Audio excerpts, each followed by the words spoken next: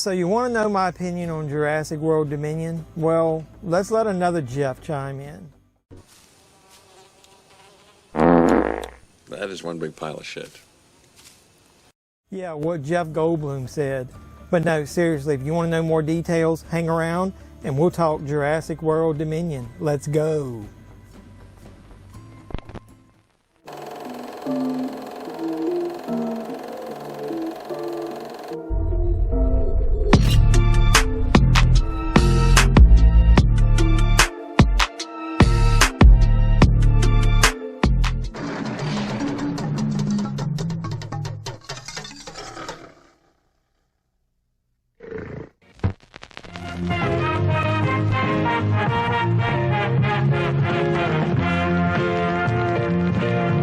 So Jurassic World Dominion stars Chris Pratt, Bryce Dallas Howard, Laura Dern, Sam Neill, and the ultra cool Jeff Goldblum.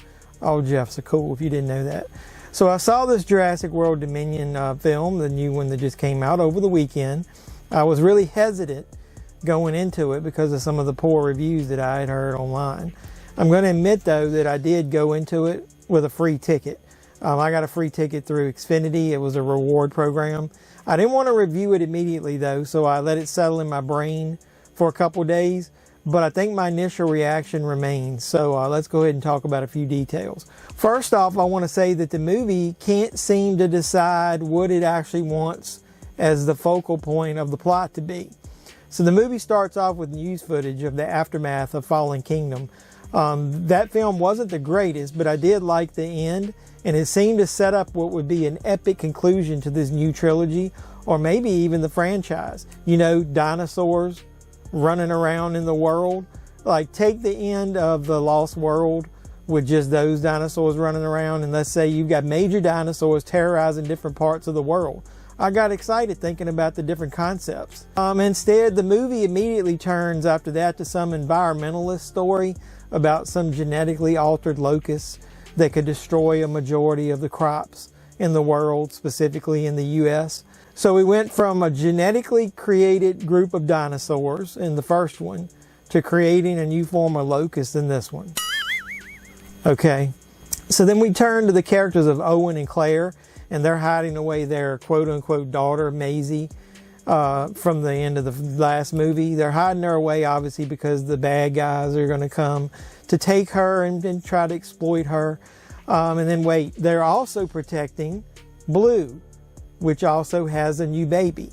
So didn't Blue run away into the forest at the end of the last movie? I need to maybe go back and watch that, because how did Blue end up there with them on the land? Either way, you can see where I'm going with this.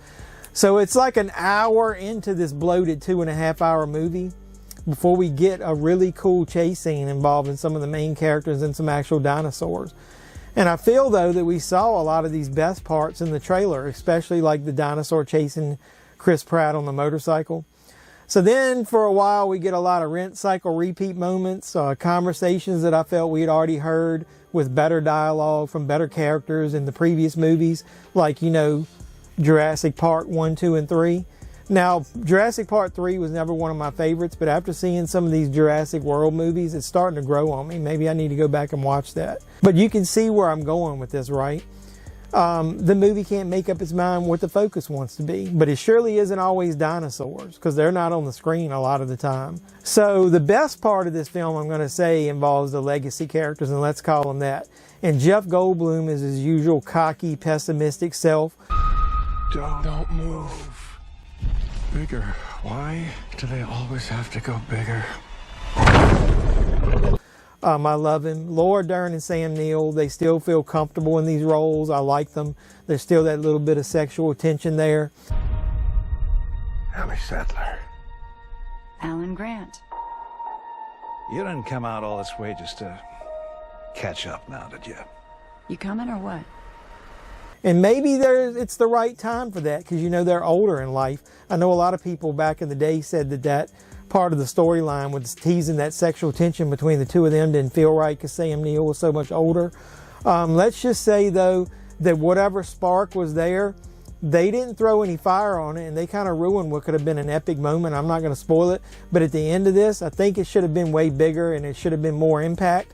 And that's what I'm saying. Like, they threw a lot of good moments away with tired ass plot points that we've seen again. I do feel that maybe there's a good version of this movie out there if you sprinkle in a little more of the legacy characters, especially Jeff Goldblum. I think he got underutilized. This is the film that his character should have come out full force with all the pessimistic attitude, and instead they watered him down and used him as a plot device to get the other characters in where they were holding the dinosaurs. Like I said, I'm trying to stay non-spoiler with this. So let's just say that the main characters, especially Sam Neill, maybe when they saw this final cut, maybe they felt the same way I did, because this is what I thought about. Hey everybody, run over here. There's got to be a good cut of this movie somewhere. We can find it. Where is it? Not here. Not here. Not here. Oh, damn it. So yeah, either they're looking for a good script in this big pile of shit, or maybe they're trying to polish this turd that's the Jurassic World Dominion. So what could they have done to maybe fix this to make me feel better about it? Easy. More dinosaurs. And maybe more Jeff Goldblum. I really like his character, and I think he was wasted in this. I will say that they do introduce a new character, which turns out to be a pilot for hire named Kayla, and she was played by DeWanda Wise. And I really like this actress, and I really like this role, but she just wasn't in the movie enough. But she had some good screen presence when she was there, so I think it's a character that they could have utilized more. But either way, I think this movie was a big disappointment. I like I said, I went into it knowing that a lot of people didn't like it, and I'm not going to say that it's hot garbage. It isn't. It's a little bit better than that, but it's basically meh. There's way better Jurassic Park movies you could watch.